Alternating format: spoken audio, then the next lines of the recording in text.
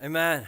Well, I'm pumped up to be here today, and I already said that once. And I know I say it every week, but I mean it. I think it's just so cool to get the chance to come together and be reminded that we are not alone in this whole life thing or faith thing. And we have a God who's present with us as we gather together. And that's a powerful thing to remember because life is difficult sometimes.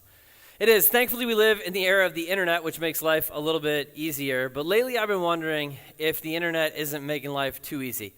Like if this thing that was invented to help us be smarter is, in fact, turning us all into complete idiots.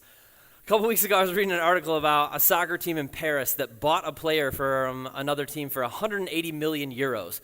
And I kind of wondered what that looked like in dollars, so I went to Google to search for what is 180 million euros in dollars. And by the time I had typed in what is one, the top two autocomplete results were what is 15% of 200 and what is 1/3 as a decimal. And it was in that moment that I lost all hope for humanity. And I was feeling pretty judgy about how people should not be using the internet to learn things they ought to already know. And then I clicked over to Facebook and I had a notification and it said, Jenny Howard's birthday is this week. And I thought, what? Oh man, it is. Whoa, she's probably going to want a present and everything because you guys know how wives get about that stuff. And it was in that moment that I stopped judging other people for using the internet to know things that they should probably already know. Because let's be straight, if after 17 years I can't even remember my wife's birthday week, I'm not remembering anybody's birthday without that Facebook feature. I'm usually pretty grateful for it. Last month I was. Last week, not so much. I got a notification that said it's Clifford's birthday today. And instead of remembering that I needed to go out and get a present, I remembered the day he died. It was a freezing cold Minnesota night, and I was leaving work, headed to my car, when I got a text message from a college buddy. And I sat down, shut the door, and opened it up, and it said, hey man, Cliffy went missing yesterday, and they just found his body up at his farm. You ever have a moment where it feels like the oxygen just got sucked out of the air around you, and you go numb? I just drove home with this sense of emptiness and shock. And I made it to the intersection by my house, and I couldn't even go home. I don't know why. I just turned the other way, and I ended up in the dark corner of a parking lot between a Target and a Wendy's, and I just lost it. And it's hard to fully explain. I don't even understand it, but I will never forget breaking down in that car, just sobbing and feeling completely alone in the world. Like I knew my family was a mile away, and I was watching a whole bunch of people go into Target, and I even tried praying because I have a theological conviction that God never leaves me, but I felt nothing. Just empty and numb and completely abandoned. And I remember looking out the window, up through the frigid air at the night sky, at all the stars, just thinking about the hugeness of all of it and how meaningless and small and insignificant my little life was and all of our little lives and how gut-wrenching it was to lose one that actually made the world a little bit better. And I was just overwhelmed by this crushing sadness for my friend and his family.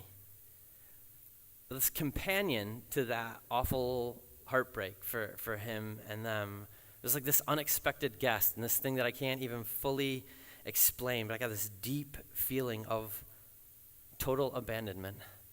Just that I was cruising through a world I was cut off from and I was lost, and that feeling lingered for a while. I know that's a really heavy way to kick things off this morning, but today we're going to get a little bit heavy. We're in this series called The Waymaker. And we're talking about the moments where we feel like we've come to the end of the road, the moments where we're sick of waiting, the moments where we feel like we've hit a wall and there is no way forward and we've hit rock bottom. And we're asking the question, who is God and where is God when we find ourselves there? And can we really hold on to any hope that he'll make a way? Is he really the way maker? This morning I want to lean into the struggle so many of us have with emptiness and despair. Feeling broken and abandoned, just beat up and left by the wayside, all alone in life, because I know I'm not the only person that's ever felt like that. I think tragically, part of being human in this shattered place we call Earth is feeling like existentially alienated sometimes. Like not just sad and lonely, but genuinely depressed. And I'm convicted that too often in our gatherings of faith, when we come together as the people of God, we kind of gloss over that stuff. We don't go deep and we don't get real and we don't get raw. We just kind of pretend it's not that big of a deal. And we fail to acknowledge the dreadful reality that there are a whole lot of people, even people who love Jesus and are trying to follow him, who feel like they don't matter and they can't go on. Like their lives aren't a gift that makes other lives better, and like they're living in moments so broken that hope isn't even real. And I don't know exactly where it comes from, but I've been living as an imperfect person long enough to know that sometimes in the church, we get the message that if and when we find ourselves in those spaces, it's like not nearly as much the result of just existing in a sin-stained world as it is the result of our failures, of our inaction. And we get told this cause-effect stuff, like, I know the moment stinks, but you'll get over it if you just read the Bible more. What you need to do is pray more. Your problem and your frustration just comes from the fact that you don't have big enough faith. And we hear that. There's a pretty famous pastor who recently tweeted, "We will find mental health when we stop staring in the mirror and fix our eyes on the strength and beauty of God." It's not even that he's completely wrong. Okay, the strength and the beauty of God change everything about our lives and about our world, but implying that depression is simply the byproduct of our poor faith, and it's something we can work our way out of. We can strive and achieve our way out of if we just try hard enough is, I think, neither true nor helpful. So I said last week, the big idea of this series isn't going to be a whole giant list of things you need to do if you find yourself in a place where it feels like there's no way forward. This series is about who God is when you find yourself in a place where it feels like there's no way forward, because who he's been in the past is who he will be to us in the future and in the present. And it's tempting sometimes. I know, because I suffer this temptation to just believe if we could get the Jesus thing right, like if I was really loving God and I was really connected to him, then life would just be up and to the right, and I would never suffer and I'd never feel pain anymore. Just like all those heroes in the Bible who never, ever, ever had anything go wrong in their lives, right? They suffered, and so will we. And the good news of not being the first ones to ever suffer is we can look at who God was to them and see who he's going to be to us. And we need to look at that, because at some point in our lives, every single one of us is going to ask the question, can God be good when life is not?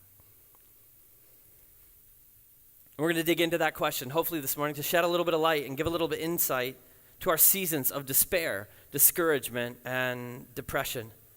Those moments where you convince yourself that the next moment can't possibly be better.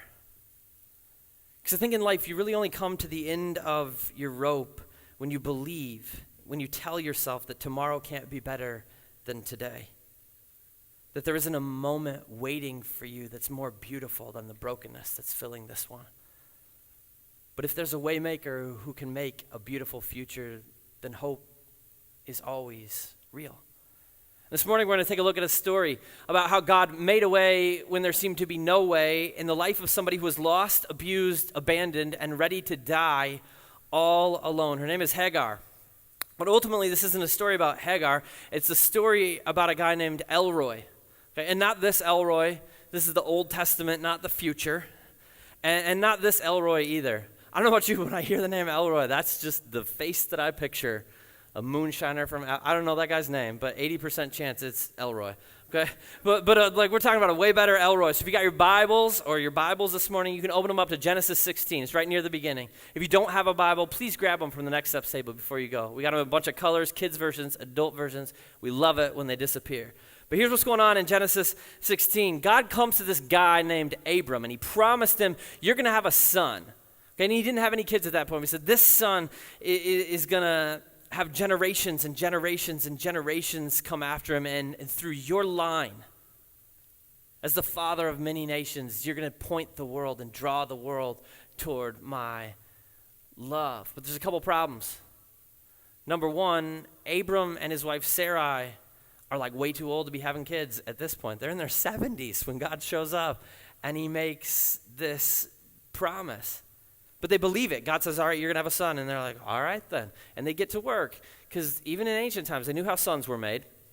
Here's the second problem, though. By the time we drop in on Genesis 16, it's been a decade since God made that promise. Now picture that for a minute. That's 120 consecutive months of waiting for the right moment, of trying, of hoping, of anticipating, and not being pregnant. Some of you know exactly what that wait feels like. Most of us can picture something of what that would mean to an individual and to a relationship. It's crushing them, and they're tired of waiting. So this is what happens in Genesis 16. Now Sarai, Abram's wife, had borne him no children, but she had an Egyptian slave named Hagar. So she said to Abram, the Lord has kept me from having children. Go sleep with my slave. Perhaps I can build a family through her. Abram agreed to what Sarai said. So after Abram had been living in Canaan 10 years, Sarai, his wife, took her Egyptian slave Hagar and gave her to her husband to be his wife. He slept with Hagar and she conceived. Okay, quick time out. As weird as this seems to us, as wrong as this seems, as wrong as this is and should be, it was like not super weird back in the day. It was a fairly common and normative custom for slaves or servants to have kids with their masters that were considered to be and treated like the biological offspring of their master and their mistress. However, just because it wasn't weird back then doesn't mean it wasn't weird to God. It doesn't mean it was okay with him. This was not his plan. This was not his promise. And shockingly enough, some drama ensued when the slave girl got pregnant. Here's what the story says. When she knew she was pregnant, she began to despise her mistress. Then Sarai said to Abram, you're responsible for the wrong I'm suffering. I put my slave in your arms, and now that she knows she's pregnant, she despises me. May the Lord judge between you and me. Your slave's in your hands, Abram said. Do with her whatever you think is best. Then Sarai mistreated Hagar, so she fled from her. I'm not even going to get into the drama between these two women. I have none thoughts on lady drama. Other than this, brokenness is what happens. It's a consequence every time we decide our plans are better than God's and we're going to go in our own direction. That's exactly what happens here, and everybody's to blame. Like Hagar, we're not going to stand here and pretend that she had any real choice in the matter. She did not. But after she got pregnant, she didn't have to be condescending to a woman who had some deep emotional scars based on her own inability to get pregnant. And Sarai, after orchestrating this whole thing, setting it up and giving Hagar no choice, did not have to be cruel to her. I mean, sadly, what we got here is two women who are convinced that their value on this planet is tied up in their wombs, and conflict ensues, and it's everybody's fault. Not least Abram, who's supposed to be the leader but clearly lacks the guts to lead. And we read that Sarai mistreated Hagar, and this verb for mistreated is a pretty harsh one. It means humiliated or abused. And we don't know exactly what that mistreatment, what that humiliation and abuse looked like, but we can guess from the customs of the day that it wasn't just verbal and emotional, severe humiliation. There was probably a physical element to it as well. So Hagar fled.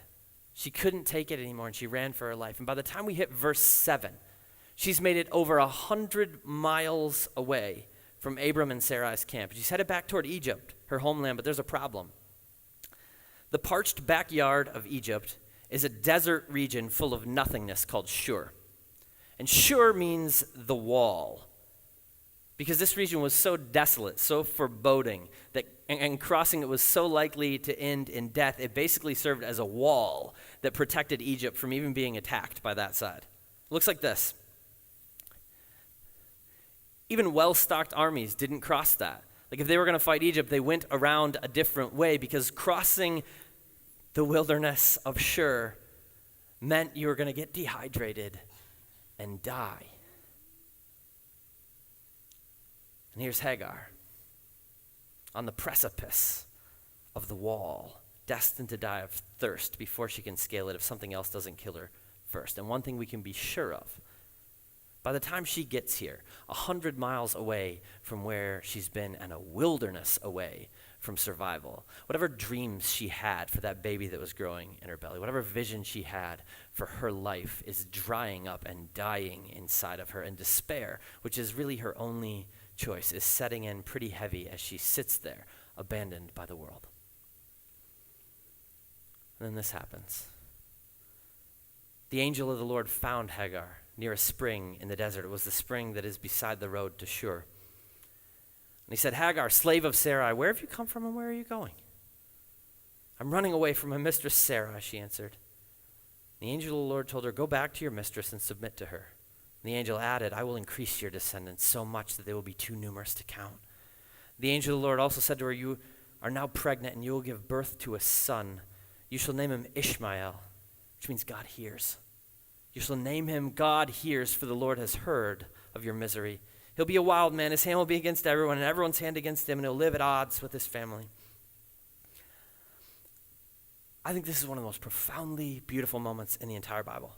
Like Hagar's in this moment of complete desperation and hopelessness with no real idea what's next, no idea where to go or what to do, and so many of us can relate to that. We've been in that place. Maybe you're there right now. We just know the heavy weight of that depression, but I want us to see the same thing that Hagar saw in that moment. Sometimes when we are out looking for hope, we run into God out looking for us. He seeks us out. He chases us down right in the middle of our mess. Last week we talked about how sometimes God intentionally leads us into situations where the only way is for him to make a way. And he does sometimes, but sometimes that's not why we're in broken spots.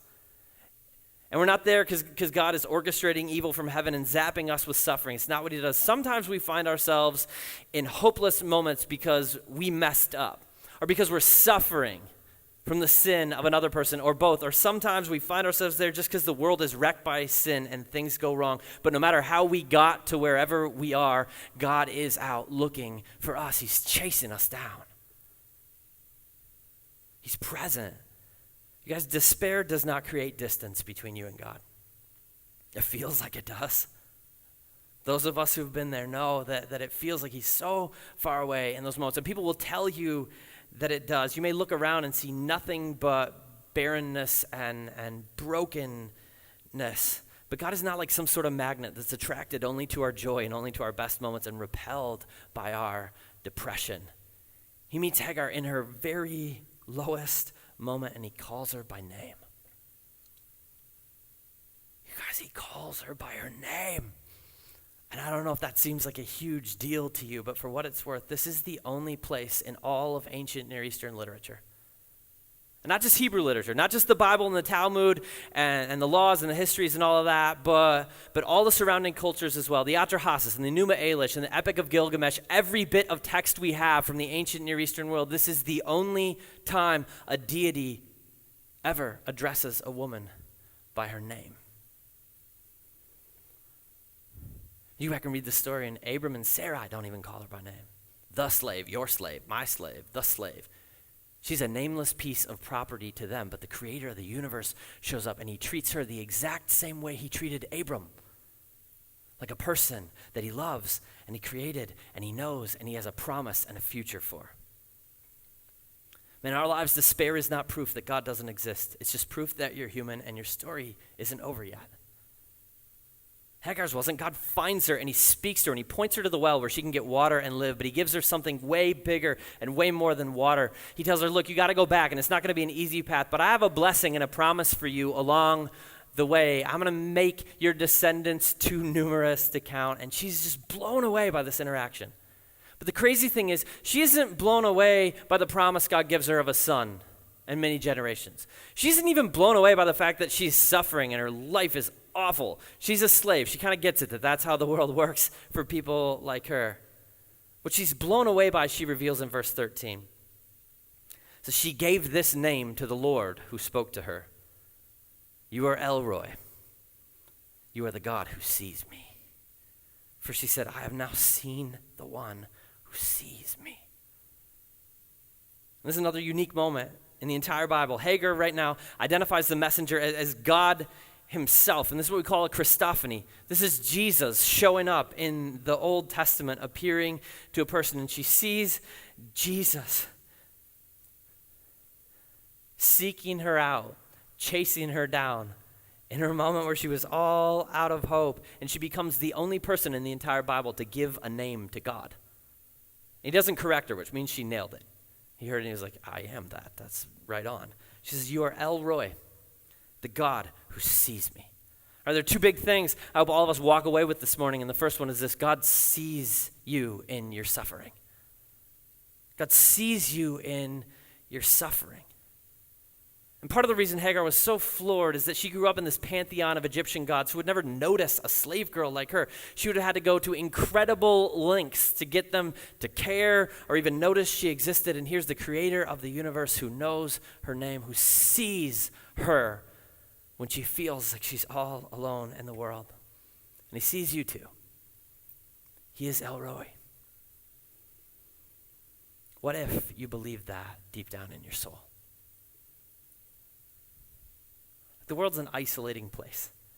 And we live in this culture where fake connection via social media is so easy that profound isolation becomes even more real.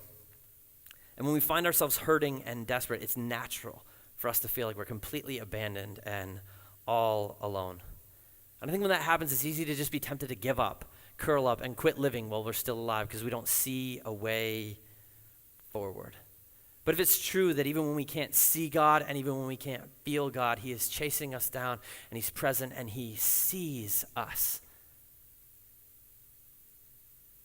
then we can have confidence that our best days are ahead of us and not behind, that some beauty can come out of our brokenness. And we can decide that no matter how difficult the road and how painful the place we're in, we're going to live until we die. Like God is the way maker for us, just like he was for Hagar. This chapter, Genesis 16, it ends with her giving birth to this baby boy. God hears Ishmael. But I really like the way that this exact moment of desperation and desolation in her life ends. It ends in verse 14. And for us, verse 14 is like a throwaway verse. It's one of those ones that we just skip over and read and don't think twice about because it's full of a whole bunch of like Bible names that we can't pronounce. And don't feel bad if you do that. Pastors do it too. I don't know how to read half of those names. I just make it up because I know you don't know either.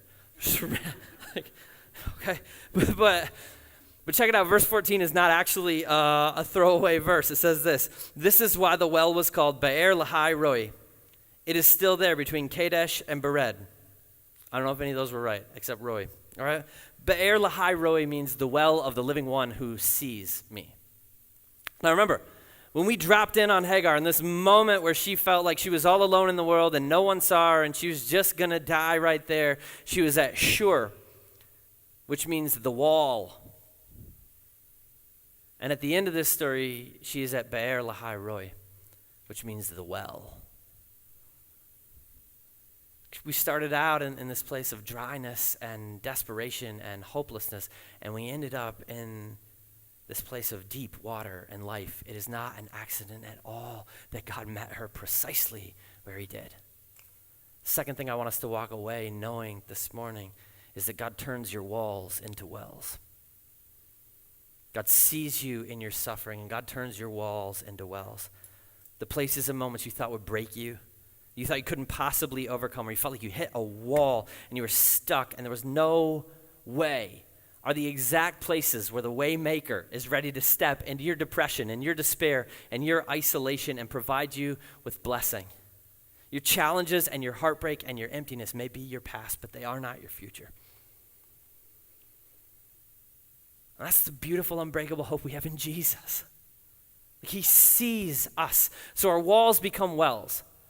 Our wall of pain becomes a well of joy. Our wall of sickness becomes a well of healing. Our wall of isolation becomes a well of community. Our wall of purposelessness becomes a well of meaning. This is what Jesus does. Hagar is not the first person that Jesus dropped in on and saw in the middle of her suffering. Read about his life in the Gospels. Matthew, Mark, Luke, and John are chock full of the phrase, Jesus saw, Jesus saw, Jesus saw, Jesus saw.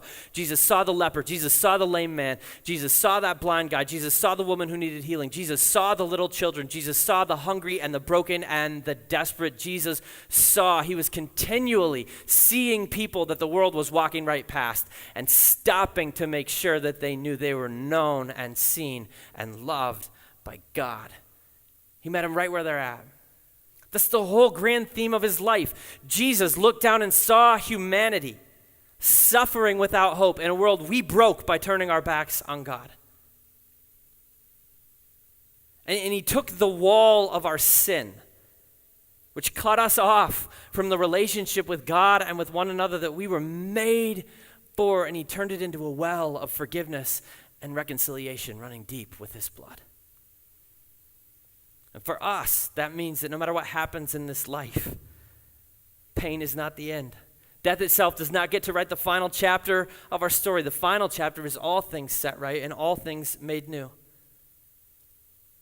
And because of that, and in a weird way, like despite the fact that I very much would rather avoid pain and never feel the hollowness of despair ever again in my life, I think sometimes we're lucky to live sad moments because we're alive.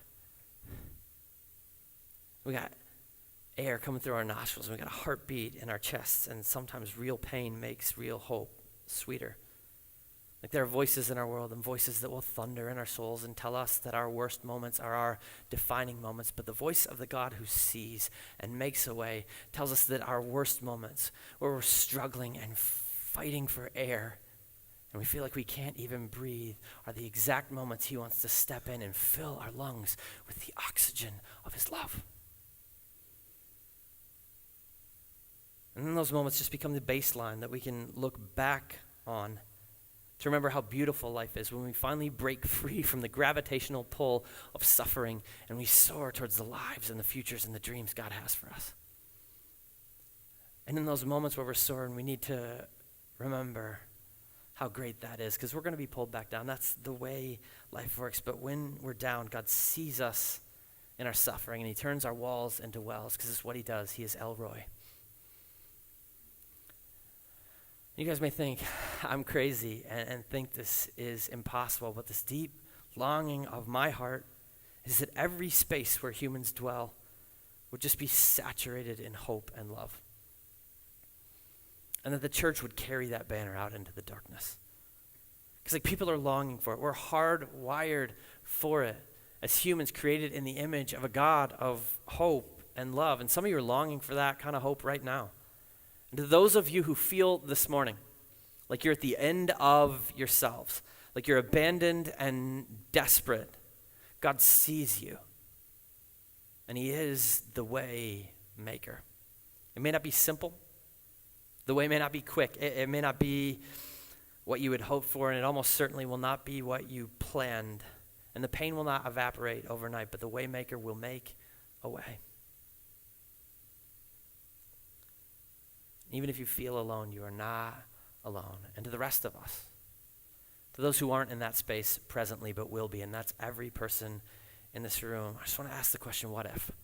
Like, what if when you're feeling dry, when you're feeling like you hit a wall, when you find yourself wandering out there in the desert of life looking for hope, you just remembered that God is out there looking for you, that he sees you right where you are, and he will make a way, that there's a deep well of love and blessing waiting to drench your life, and that well is named God Sees Me.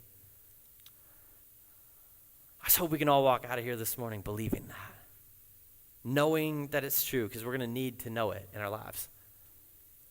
And also because I think something uniquely incredible happens to our souls when we come to the realization that we're seen by God. He transforms them, and he gives us eyes to see the world around us the way that he sees it.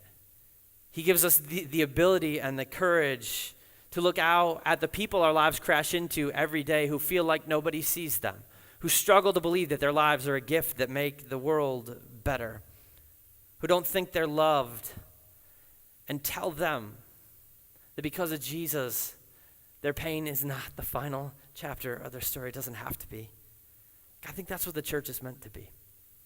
Like a community that reaches out with that kind of love and hope to the world, and a community that means none of us ever have to be or live alone anymore. We don't have to be or feel abandoned. I'm just grateful beyond what I can even express for this church, for the way that all of you and this community has been that for me. I'm desperate for community, and my family is and my kids are, and I'm getting a whole lot more out of Revision Church than I'm putting in. Just thank you. And my question is, what if we let God's voice thunder in our souls to the point that we just did that for everybody? Like, what if the name Revision became synonymous in this city with like this promise that nobody ever has to go through life alone? I'm just convinced if we can walk out here and we can cling to the knowledge that even in the middle of a shattered world, God sees us and he's the Waymaker, then we can walk out into the brokenness that's all around us. And we can use the great benefit of our lives, not just to enjoy the blessings we've been given, but to leverage the blessings we've been given to help make this world look a little bit more like God's heart, by telling people that they're seen, they're loved, and they're not alone. And thank Elroy for that. Will you guys pray with me? God, thank you for seeing us. Thank you for chasing us down in the midst of our brokenness, in the midst of our failure, in the midst of our pain. Thanks for not abandoning us at the wall, but turning it into a well of your provision and of your love and of your blessing.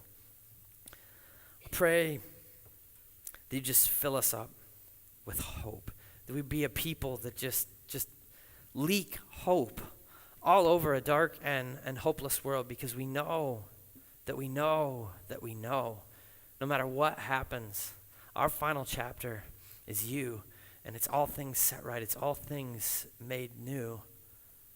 We know that you see us in our suffering, and you turn our walls into wells, and let us just take that message of hope and point the world toward you, toward the love and reconciliation that's available because of your cross, because of your death and your resurrection. So God, thank you for not abandoning us to the brokenness of this world, but for seeing us and chasing us down. Thank you for your love.